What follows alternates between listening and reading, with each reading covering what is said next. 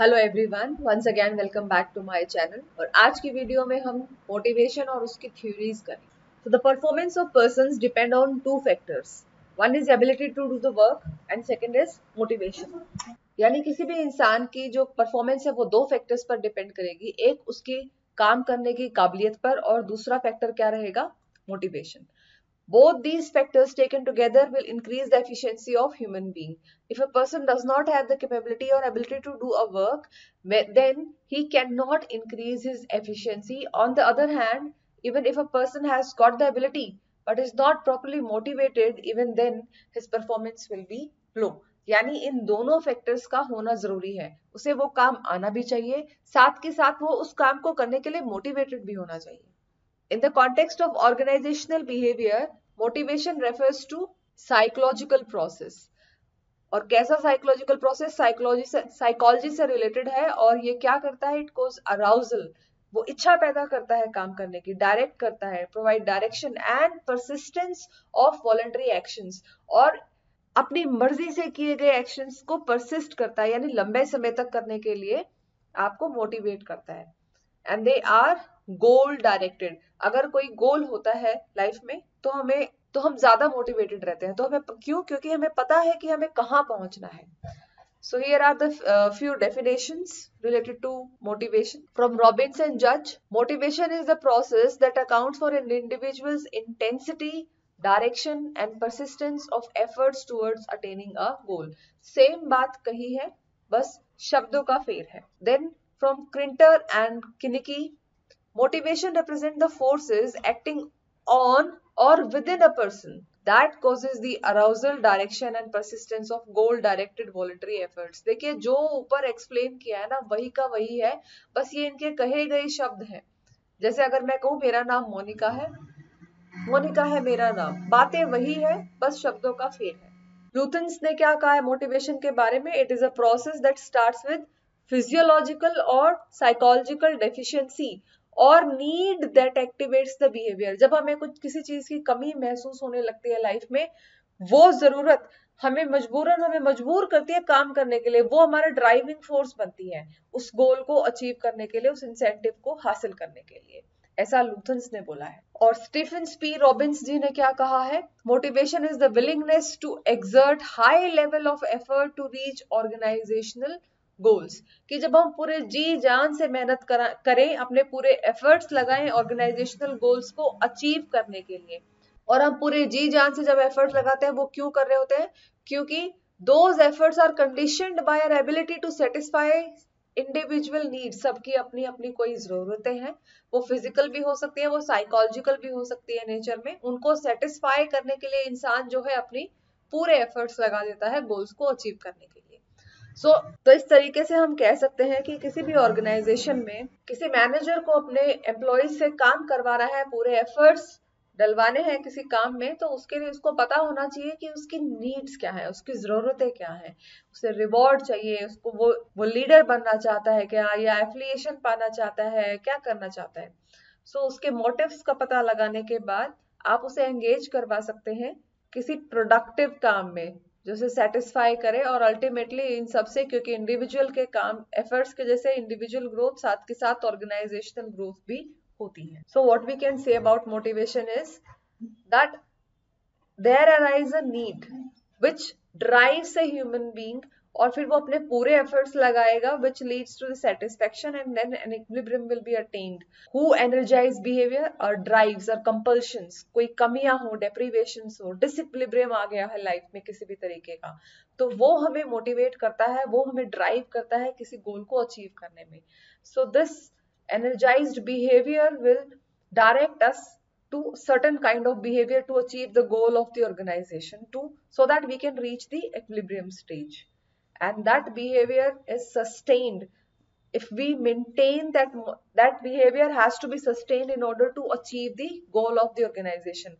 अपने organization के goal को achieve करने के लिए उस behavior को, जो अभी आपने behave start किया है, जो drive किया है, जो काम करना स्टार्ट किया है, उसी मोटिवेशन को के साथ आपको थ्रू आउट काम करना है। और उसे मेंटेन करने के लिए, उस बिहेवियर को सस्टेन कराने के लिए लगातार मैनेजर को जो है वो मोटिवेशन प्रोवाइड करनी पड़ेगी। So we need persistent ability to change the course, and of course feedback is very important. Next is nature of motivation. So motivation is a psychological concept. ये हम देख ही चुके हैं कि ये साइकोलॉजी पर डिपेंड करता है कि किस इंसान को क्या चीज ड्राइव कर रही है, क्या उसको मजबूर कर रही है आगे बढ़ने के लिए, काम करने के लिए. दैट कुड बी, ऐसा क्यों? The levels of satisfaction, contentment by using the same reward और incentive vary from person to person. मतलब जरूरी नहीं है जिस सैलरी पर कोई एक पर्टिकुलर इंसान सेटिस्फाइड है दूसरा भी हो, या यूं कह लीजिए कोई एक अवार्ड, कोई एक रिवॉर्ड किसी को मिल रहा है तो जरूरी नहीं हर इंसान उससे सेटिस्फाइड है. ऐसा क्यों? क्योंकि सबकी एस्पिरेशंस, सबके एटीट्यूड, सबकी फीलिंग, सबकी परसेप्शन, सबकी अपनी अपनी अलग अलग लेवल है सबका. So the motivation is reaction of the organs of the human body to incentives offered, और ये डिफर करेगा, ये सबके लिए अलग अलग है. Then is motivation is a continuous process. जाहिर सी बात है ये लगातार, ये कॉन्टिन्यूअस प्रोसेस है. क्यों? क्योंकि इंसान की जरूरतें तो अनलिमिटेड है, इवन भगवान भी उसकी जरूरतें पूरी नहीं कर सकता. So with the satisfaction of one want, another want preferably of the higher order is created. एक इच्छा पूरी हुई नहीं कि दूसरी जागृत हो जाएगी. So the new wants emerge when the present wants are satisfied. So further, all the wants cannot be satisfied at the same time. Wants are to be satisfied one after the other continuously.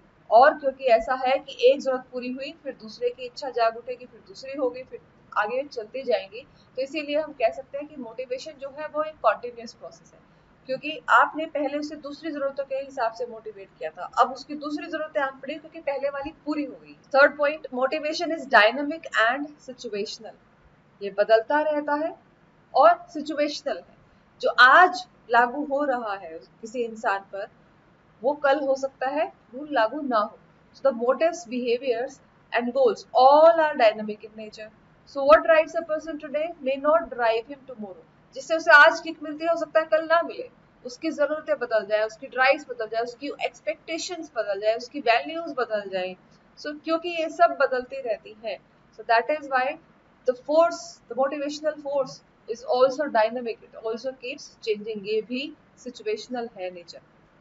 So in a set of organizational climate, structure, physical facilities and nature of work, one may be highly motivated, but any change in them may have an adverse effect on his motivation. हो सकता है जिन current conditions में वो इंसान आज काम कर रहा है उससे वो motivated feel कर रहा है, पर कल को उसको उससे बेहतर मिल जाए, या जिस ऑर्गेनाइजेशन में वो आज काम कर रहा है उसमें कुछ ऐसे बदलाव आ जाए जो उसको पसंद ना आए, जो उसको मोटिवेट ना कर पाए, तो ऐसे केसेस में मोटिवेशनल जो है वो सिचुएशनल है. Next is motivational is not easily observed phenomena. हमें लगता रहेगा कि इंसान काम कर रहा है, बट नॉट नेसेसरी कि वो मोटिवेटेड है उस काम को लेकर. या यूं कह लीजिए किसी इंसान को देखकर आप ये नहीं पता लगा सकते कि उसका असली मोटिव क्या है ये करने के पीछे. उसकी, अगर वो किसी पर्टिकुलर ऑर्गेनाइजेशन में जिस भी जज्बे के साथ काम कर रहा है वो क्यों कर रहा है, वो पैसे के लिए कर रहा है, वो स्टेटस के लिए कर रहा है, वो फाइनेंशियल स्टेबिलिटी के लिए कर रहा है, कि वो एफिलिएशन के लिए कर रहा है, कि वो अप्रेजल के लिए कर रहा है, नोबडी नोज. ये पता लगाना थोड़ा मुश्किल है. Motivation is goal oriented process. ये हमने स्टार्टिंग में डेफिनेशन में भी देख लिया था. The motives of a person drive him to achieve goals. जब हमें पता होगा कि हम जो काम कर रहे हैं उसको क्यों कर रहे हैं, क्या गोल है, कहाँ तक पहुंचना है, तो वो ज्यादा मोटिवेटेड फील करेगा, क्योंकि वो उसको अचीव करने के बाद अच्छा फील करेगा. He or she will relieve his tension. क्यों? क्योंकि हमें पता है कि हम मोटिवेट फील क्यों करते हैं, जब कुछ कमी आती है, कुछ जरूरत महसूस होती है, तो जब वो जरूरत पूरी हो जाएगी तो हमें लगे अच्छा लगेगा ना. So motivation is goal oriented process. Next is motivation is influenced by social and cultural norms. Of course हर किसी के वैल्यूज, हर किसी के कस्टम्स जो है वो डिफरेंट है, और इसी से हमारे ऊपर अलग अलग इम्पैक्ट रहता है हमारी साइकोलॉजी पर. और क्योंकि मोटिवेशन जो है वो एक साइकोलॉजिकल फैक्टर भी है, सो अगर किसी की सोसाइटी में रिस्पेक्ट को ज्यादा अहमियत दी जाती है तो इंसान जब भी कहीं काम करने जाएगा तो वो रिस्पेक्ट, रिकॉग्निशन के लिए काम करेगा.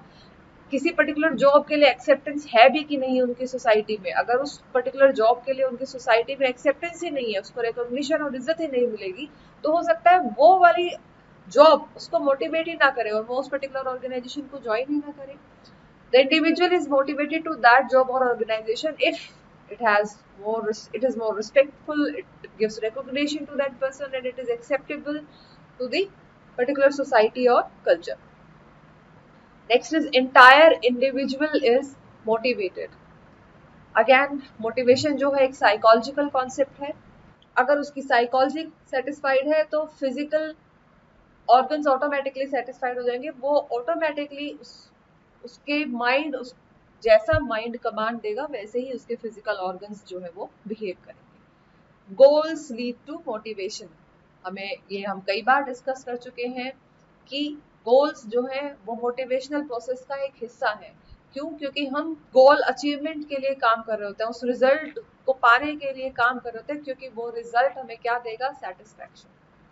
सो goal fulfilment leads to reduction of drives and fulfils all the deficiencies. जो भी कमियां हमें महसूस हो रही थी लाइफ में, जो हमें मोटिव जो ड्राइव कर रहा था, वो अब पूरा हो चुका होगा उस गोल के अचीवमेंट के साथ. तो हमें नए गोल्स ढूंढने होंगे so that we can be motivated and working for the organization. Then next topic is types of motivation. Motivation की कई तरीके की classifications है. First one is positive and negative motivation. जब हम किसी इंसान से काम करवाएं, उसे मोटिवेट करें पॉजिटिव, उसे कोई रिवॉर्ड दे बदले में. रिवॉर्ड जो है फाइनेंशियल भी हो सकता है नेचर में, नॉन फाइनेंशियल भी हो सकता है. कहने का मतलब ये कि उसे पैसों के फॉर्म में भी चीजें मिल सकती हैं, या नॉन फाइनेंशियल भी हो सकता है कि उसको कोई अवार्ड मिल जाए, कोई पोजीशन मिल जाए, यानी पावर एनहांसमेंट. तो इस तरीके की मोटिवेशन क्या होगी? Positive motivation. नेगेटिव मोटिवेशन में क्या हो रहा है कि जब हम डरा धमका कर, किसी भी तरीके का डर पैदा करके उसमें उस इंसान को मोटिवेट करें, यानी एक तरीके से जबरदस्ती काम करवाएं.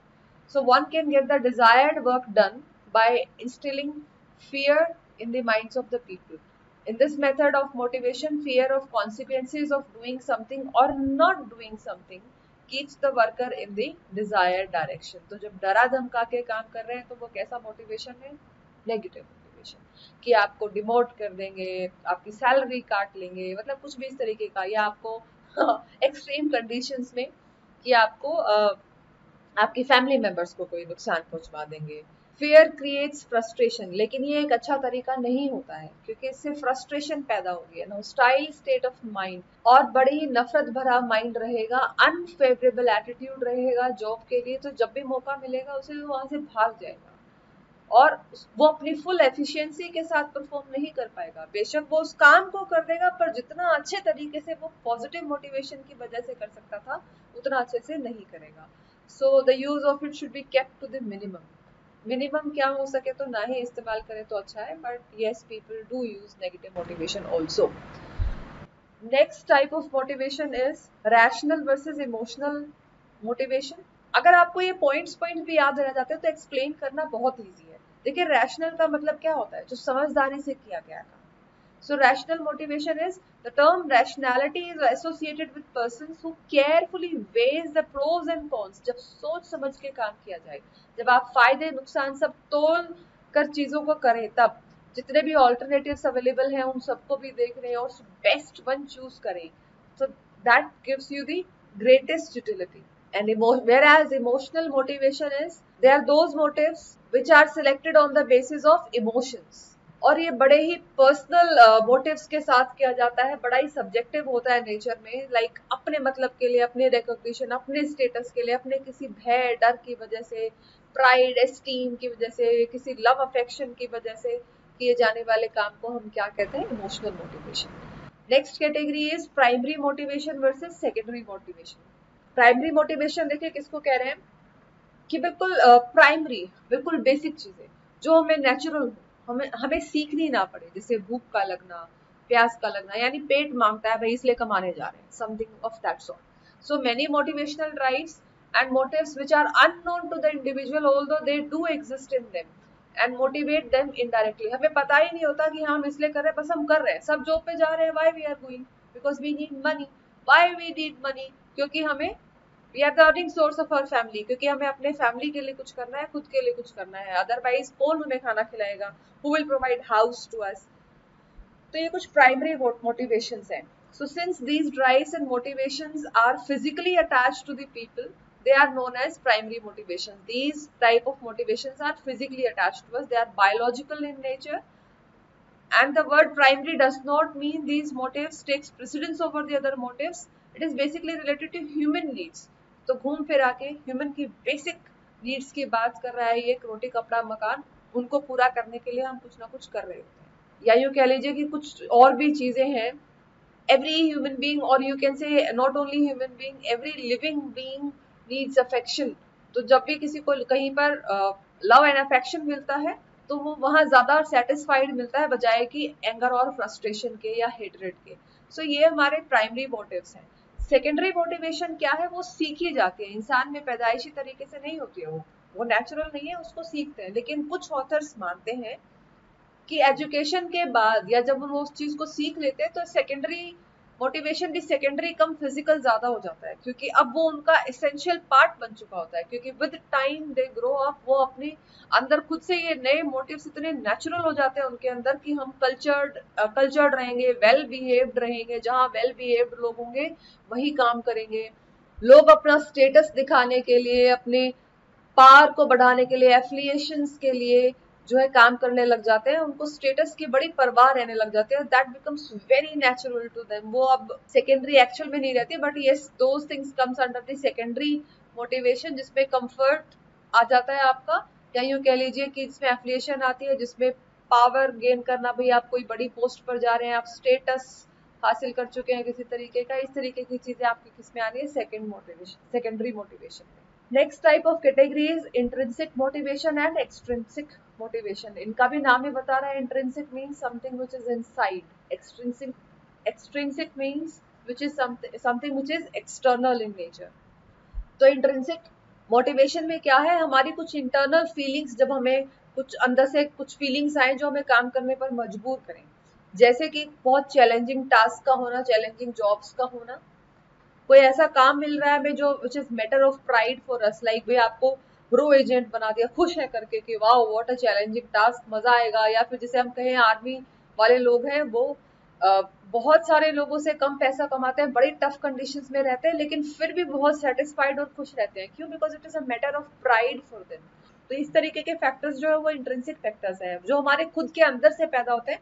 कोई बाहर वाला इंसान हमें आके नहीं बता रहा था कि हाँ हमें ये काम इसलिए करना है क्योंकि हमें ये मिलेगा, हम ऐसा करेंगे तो हमें इंसेंटिव्स मिलेंगे, पैसे मिलेंगे। मतलब ऐसा नहीं, हमें बस खुद से वो काम करके जब मजा आए, हमें वो काम सेटिस्फेक्शन दे रहा हो, हमें इंटरेस्टिंग लग रहा हो, हम उस काम को एंजॉय कर रहे हो, हमें बड़ा चैलेंजिंग लग रहा हो, हमें खुद से एक सेंस ऑफ रिस्पॉन्सिबिलिटी महसूस होती है उस काम करके, उस काम को करके कुछ अचीवमेंट जैसा महसूस हो, सेल्फ एस्टीम बढ़ी हुई लगे, या फिर कुछ क्रिएटिव वर्क है वो जिसको करने में आपको मजा आ रहा है। मतलब किसी भी तरीके से वो एक डिफरेंस लाता है आपकी लाइफ में, और आप बड़े सेटिस्फाइड फील करते हैं अंदर से। सो दैट्स इंट्रिंसिक मोटिवेशन, या यू कह लीजिए इंटरनल मोटिवेशन। और एक्सट्रिंसिक मोटिवेशन की अगर बात करें तो वो बाहर से आती है, वो इंडिविजुअल के अंदर खुद से नहीं होती, कोई और उसे मोटिवेट कर रहा होता है। वो उसका मैनेजर हो सकता है, सीनियर बॉस, एनीवन, या कोई फ्रेंड हो सकता है, पेरेंट्स हो सकते हैं जो उसे मोटिवेट करे उस काम को करने के लिए। वो उसकी खुद की इच्छा नहीं थी, बट वो किसी भी लालच में कर रहा है। जैसे कोई रिवॉर्ड, जैसे मनी, या अगर हम पढ़ने की बात करें तो बहुत सारे लोग जबरदस्ती पढ़ रहे हैं क्योंकि उनको पता है इससे अच्छे ग्रेड्स मिलेंगे और फिर एक अच्छे कॉलेज में एडमिशन मिल जाएगा और अल्टीमेटली अच्छी जॉब मिलेगी which eventually will give them money. और लोग ना सिर्फ पॉजिटिवली मोटिवेट किया जा सकते हैं, एक्सटर्नली नेगेटिवली भी, जैसे उनको बुली किया जाए, डराया धमकाया जाए, कुछ अनप्लेजेंट कॉन्सिक्वेंसेस का ध्यान दिलवाया जाए, अगर तुम ये नहीं करोगे तो कुछ भी नेगेटिव बता करके ये हो जाएगा, तो दैट्स कॉल्ड नेगेटिव रीइंफोर्समेंट। और क्योंकि वो बाहरी तरीके से कोई और आपको ऐसा कह रहा है, तो इसलिए वो भी किस में आ जाएगा? आपका एक्सट्रिंसिक मोटिवेशन में। अगर नेगेटिव की बात करें तो, पॉजिटिव की बात करें तो एक्स्ट्रा पैसे मिलना, ओवर टाइम करो आपको एक्स्ट्रा मनी मिलेगी, रिकॉग्निशन देना, कोई अवार्ड दिलवा देना, कुछ एक्सटर्नल बेनिफिट्स का लालच देकर आपसे काम करवाना। सो that's that comes under the category of extrinsic motivation. Then is another category could be financial and non-financial motivation. या नाम ही बता रहे हैं, फाइनेंशियल का ही दूसरा नाम हम क्या कह रहे हैं कि पेक्यूनरी है। Pecuniary is something which is related to money. तो वो मनी, अगर हम लेबर की बात करें तो उनको क्या मिलता है? वेजेस मिलती है। अगर स्किल्ड एम्प्लॉइज की बात करें तो उनको क्या मिलते हैं? सैलरीज, अलाउंसेस, कई बार बोनस भी मिलता है, या और तरीके के फ्रिंज बेनिफिट्स जब मिले, यानी पैसे के टर्म में भी कुछ मिलता है और तब हम मोटिवेटेड फील करते हैं, अच्छा फील करते हैं कि हम काम कर रहे हैं इन चीजों को पाने के लिए, तो उसको हम क्या कह रहे हैं, फाइनेंशियल मोटिवेशन। और नॉन फाइनेंशियल मोटिवेशन क्या है कि जब भी हमें कोई चैलेंजिंग जॉब मिले या कोई पार्टिसिपेटिव महसूस हो कि हाँ हमारी भी अहमियत है, हमसे चीजें पूछी जा रही हैं, जो भी फैसले लिए जा रहे हैं, जो भी पॉलिसीज बनाई जा रही है उसमें हमारी इन्वॉल्वमेंट है। Job enrichment is one of non pecuniary incentive. Praise करना किसी की अपॉर्चुनिटी फॉर ग्रोथ यानी प्रमोशन वगैरह कर देना या कोई अवार्ड देना, ये सारे किसमें आ जाएंगे आपके नॉन पेक्यूनरी या यूं कह लीजिए non financial motivation. So that's all for today. आज के लिए इतना ही। नेक्स्ट वीडियो में हम मोटिवेशन की थ्योरीज के साथ मिलेंगे। Thanks for watching. Do not forget to subscribe and like the channel.